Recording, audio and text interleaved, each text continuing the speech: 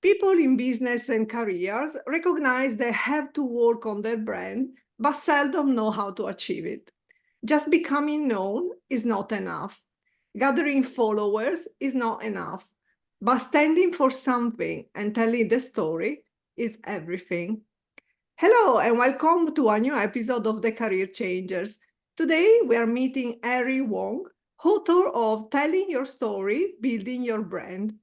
The book is based on his 25 years of working with some of the biggest brands like P&G and Toyota, as well as personal brands of founders, personalities, and people navigating their careers. Today, Henry is here to share his expertise with the career changers and teach you how to build your personal brand and share your story with the world. Hi, Harry. Thank you so much for joining us. Oh, thank you so much for having me. I'm very happy to be on your show today. And I'm happy that you are here. So let's start with your background. Well, first of all, what was your first job?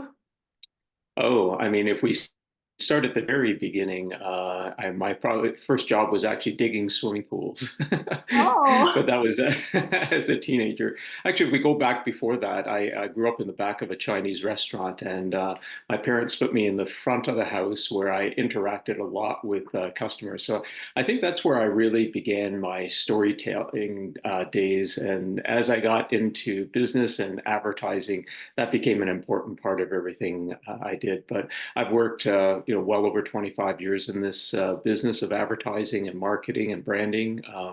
In spite of my boyish looks, I've have a little bit of a history in this area.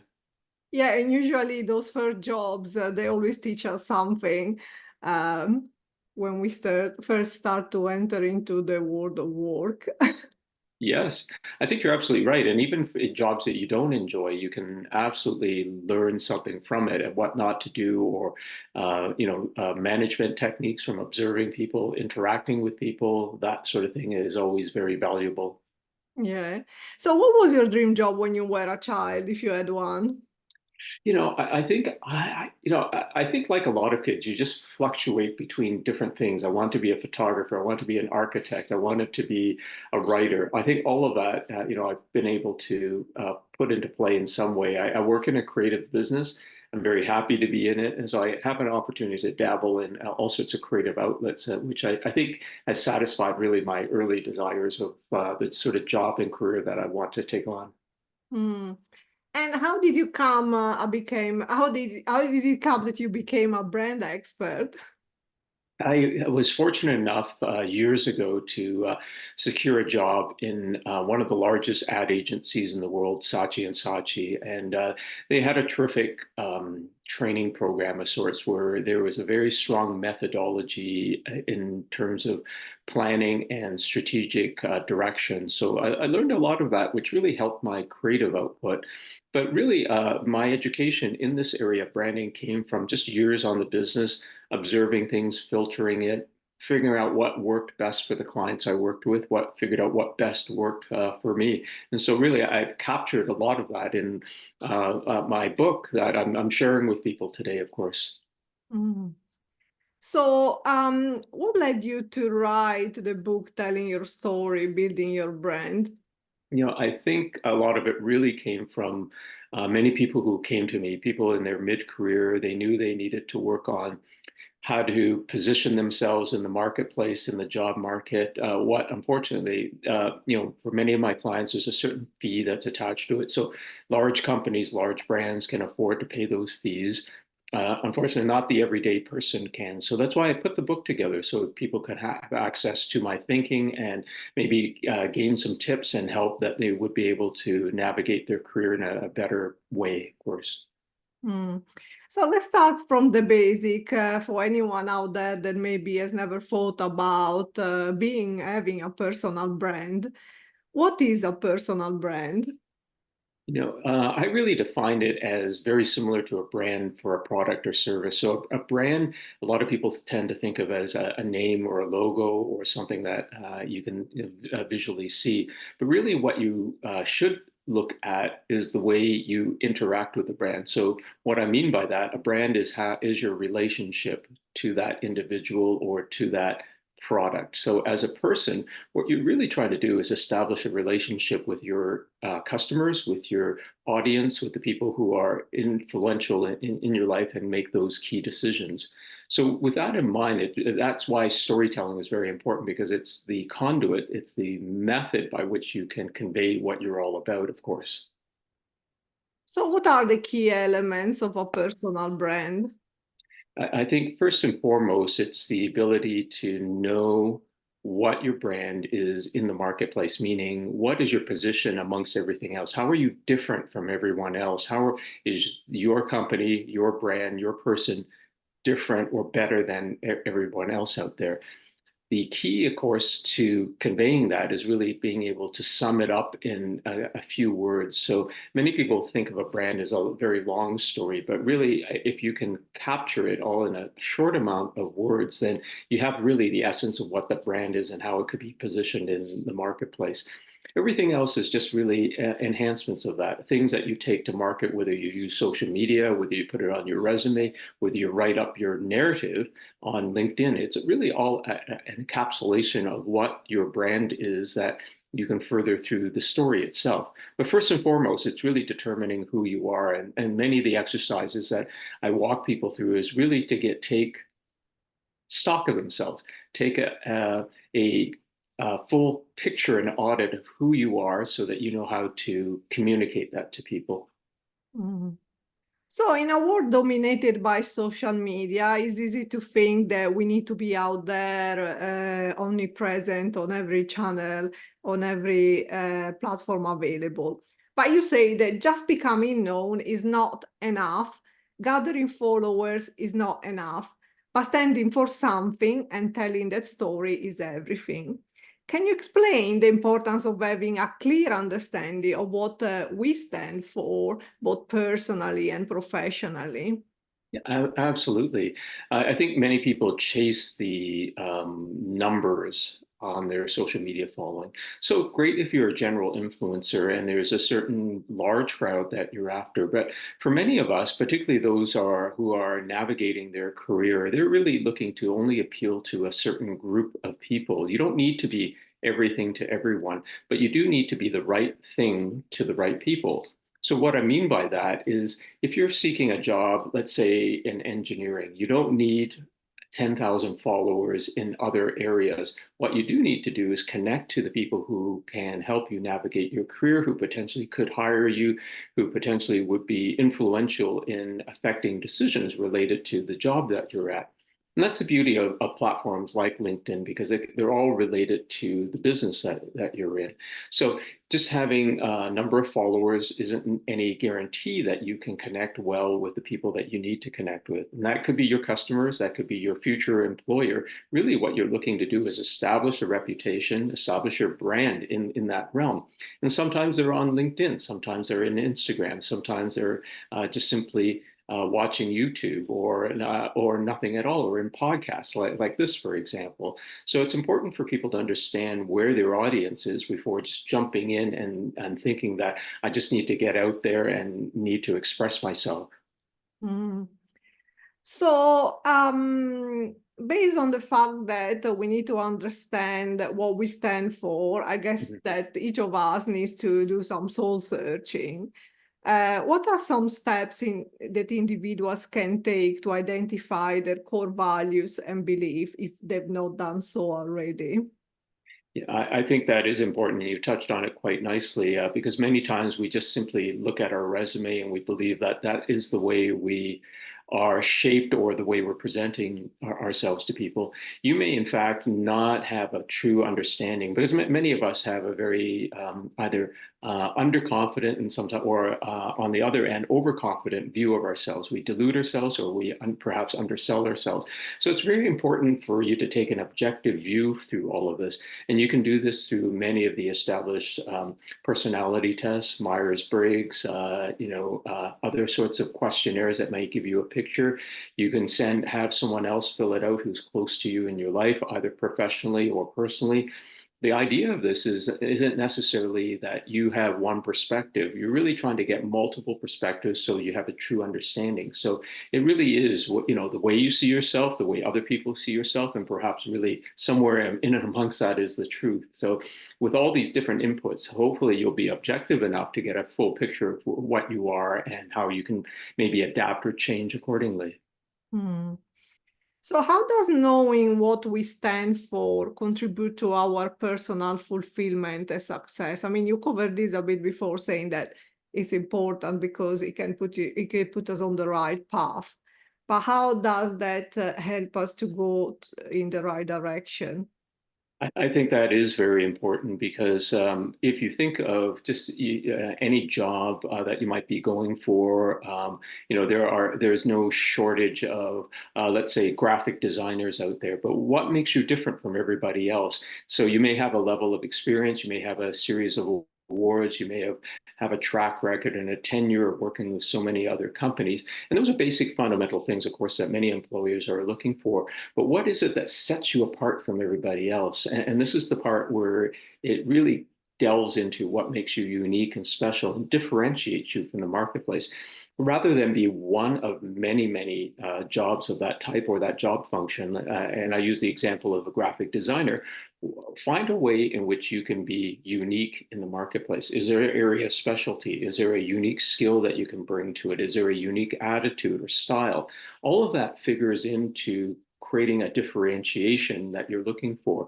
And that applies for any job in the marketplace. Find that point of differentiation so you can stand out amongst everybody else. Hmm. So you work with people that are looking to build their own brand. You work with international companies. Can you share an example of someone who has successfully identified what they stand for and built a compelling story around it? Yeah, unfortunately, I do have NDAs, non-disclosures, with some of the people, but I can tell you a little bit in general. So I've worked with politicians, for example, and that's a classic example of trying to stand out because many politicians try to be everything to everyone. The key with one individual, and she got voted in recently in a city, and it was really based on her story and her ability to share with people why she was a little bit more pro taxes and pro housing for the homeless. And it was because she grew up in an environment where her own family, there was intimate partner violence. And as soon as she could, she was able to find a place of her own and move her mother out with her. But it affected her life and how she shaped her view of the world and how she wanted to help other people. That was really what set her apart from everybody else. And sharing that story, she suddenly became someone people can connect with. And that's really what the beauty of a story is. That you're trying to find a way to connect with people, trying to find a way to find a pathway that people will buy into what you are as an individual or as a particular professional or other within that realm. But the idea really is to find out what is unique. And sometimes it begins with that origin story. Sometimes it begins with the motivation for why you're doing what you're doing. But anytime that you can relate it to a story, it helps to provide an example of why you might be different and how you can really navigate yourself in this marketplace. Hmm.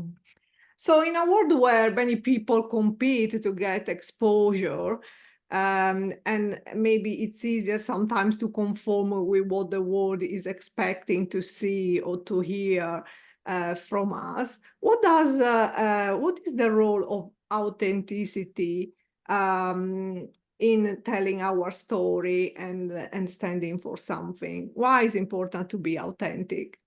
Yeah, very important to be authentic. And it's really for two reasons. Because one, in the world of social media, in the world of people who can Google, it's very easy to find out if you're telling the truth or not. And people, there are many people within a contingent who are looking to out other people, looking for lies that you might tell or half truths or exaggerations. So for that very reason, it's a sort of a security check or a security camera on you all the time to ensure that you're authentic as best you can. If you don't have a presence or if you don't have a personality shape, of course you can control it. You can also redefine who you are just by the actions that you do. But the more important part, and I think that goes to a lot of our viewers today, of course, is that ultimately in jobs, in careers, we're trying to find a way to be happy. And there's nothing worse than being something that you're not. So that, to me, that authenticity, first and foremost, is to ensure that you live the authentic life that you are meant to live so that you can fulfill your own happiness, because you don't want to be the other thing where you're living someone else's life, of course. Mm. So I'm sure in your work, one of the main tasks is actually to grab attention for anyone that wants to be their own brand out there. So in a world filled with noise and distraction, how can individuals ensure their message is heard and resonates with others?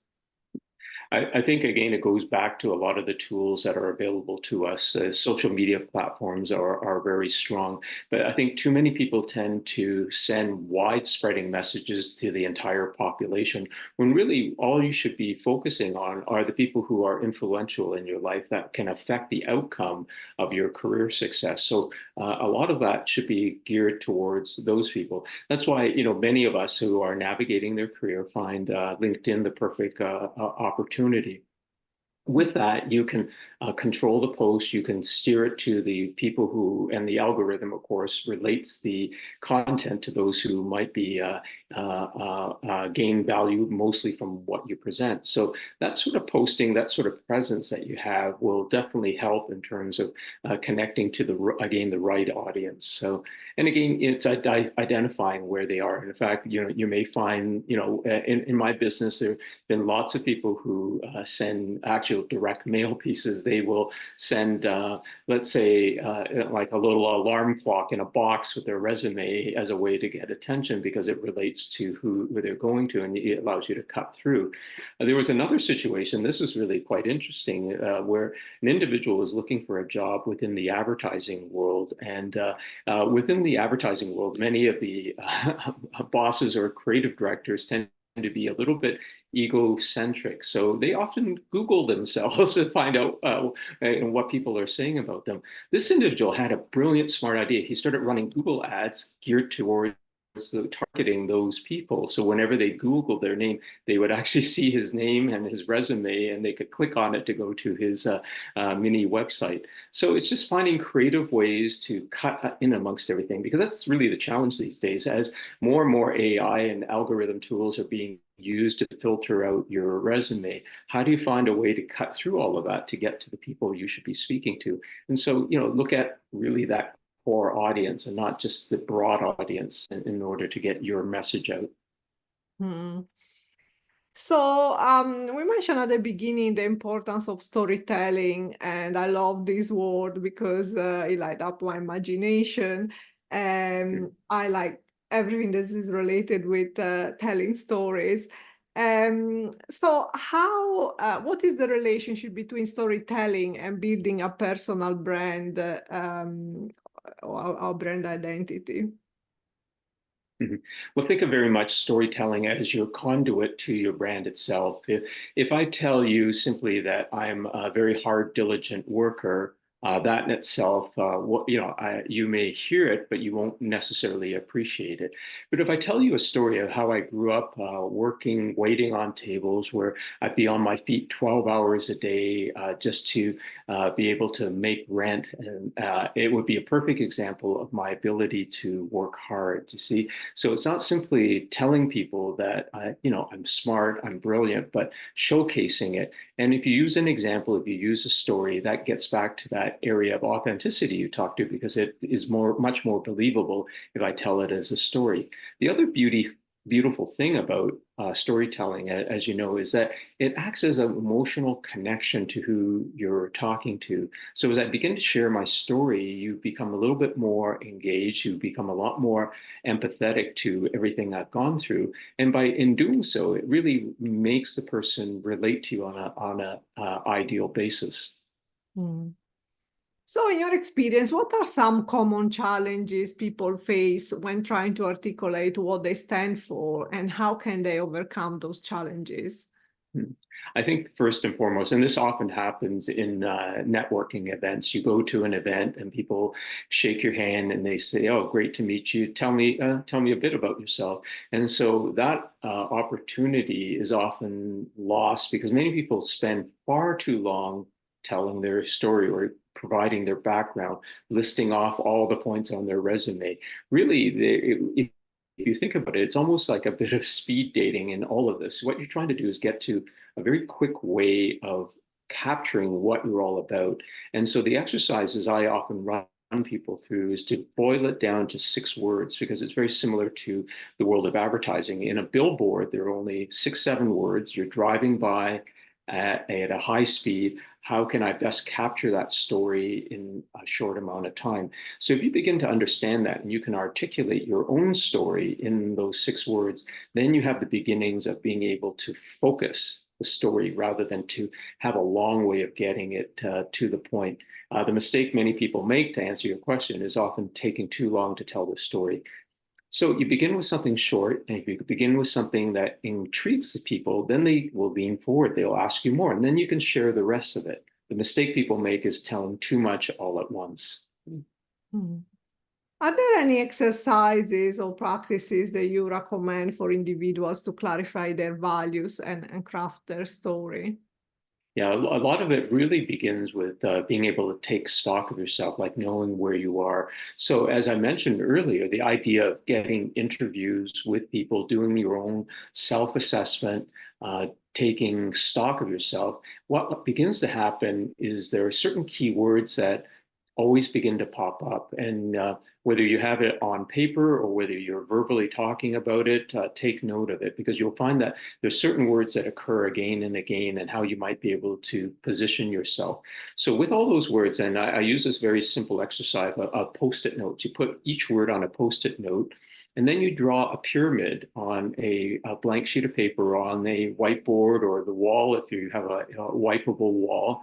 And at the top is really the main trait that you stand for, and everything is all in support of it. So what we tend to do as an exercise is you take those post-it notes and put it on the pyramid. Which ones seem to go to the top and which one are maybe secondary? Have someone else do it for you at the same time. And you begin to see a pattern. You see what may make you special and may make you unique. Once you have that understanding and see what word rises to the top, that ultimately forms your position and how you truly are different than anybody else and how you can stand out. From there, of course, now you can build the story. So if I stand for this, I determined that it was all about creativity. Now, all my stories, everything I write about should be enhanced and further that position of being creative. All the stories I tell, all the posts I make, all the social media I do, it should be examples to so everybody begins to associate that keyword with me. Mhm. So we're reaching the end of this episode, but we still have a few more questions. First of Mhm. all, this is off script. I would like to ask you, how did you build your own brand? Oh, I really I think it's spending wonderful time with people like you, of course, doing podcasts. That it's often getting the word out there. It is of course standing for something. I think it's just all about reputation building. I've been very fortunate in my business career in that I really don't need to. Look for business.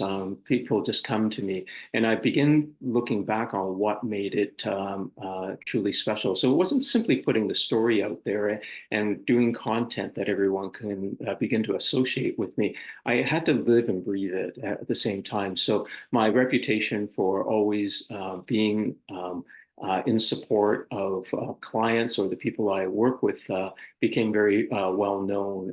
And I for maybe a lack of modesty. I am sort of known as this terrific, nice guy to work with who is a little bit of a deep thinker. So if I live and breathe that and I share that and I'm generous with it, it really builds upon that personality and that brand. So that's really where it began for me. Mm. So, if you could give a piece of advice to anyone looking to build their personal brand, maybe for the first time or maybe not to improve it, what would you say? I think through everything, we talked about authenticity before, and I love this line from William Shakespeare, which is, "To thine own self be true." And so many of us often push ourselves into areas that we're very unhappy with, and there's a disconnect. So my advice is first begin with why you exist. So, Simon Sinek refers to it as the why. I like to think of it as purpose. Define what your purpose is in life and in your career, and everything else should flow from that. And if you're not connected with it, then continue on that search until you find what really helps you get up in the morning, helps you drive you, and keeps you happy and excited, of course. Hmm. And now, really, the last question that we ask to all of our guests on the Career Changers. If you could give yourself a piece of advice, what would you say to your younger self? Uh, I would say listen more to other people. And what I mean by that is there's so many people out there with terrific advice. And the beauty these days is it all exists online. When I was young and trying to navigate my career, I was very, perhaps at that time, shy, or perhaps a little bit more egocentric, where I didn't open myself up to getting advice from people. You don't have to take it, but the idea is to get as much input as you can, because you can learn so much from so many people. And that would be my number one piece of advice to myself. Just listen to others a little bit more. Hmm. Well, thank you, Henry, so much for joining us today and sharing your wisdom and experience with our listeners. Thank you very much for having me. And the last message for our listeners, don't forget to subscribe to our channel and tune in next week for a new inspirational episode of the Career Changers. Thank you.